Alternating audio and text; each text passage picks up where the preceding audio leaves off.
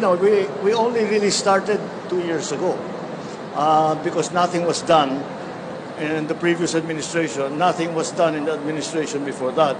So, now, how long? 12 years on, ngayon pa lang talaga natin na inaasikaso ng mabuti. So, but the plan is there. The funding will be available whenever the schedule requires it.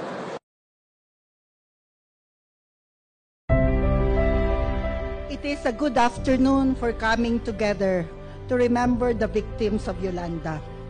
I have the honor to introduce to you the man who 3 years ago, on November 10, 2 days after Yolanda devastated the country, particularly regions 8 and 6, this man sent a convoy of medical teams that included 20 doctors, 20 nurses, and 40 relief workers to help in the massive search and rescue operations.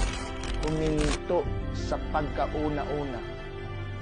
Nagtataka kami kung anong nangyayari. Akala namin may gera kung ano to. Pagkarami-raming vehicles, yung basahin ko. Salamat sa Diyos, si Duterte unang dumating sa Leyte.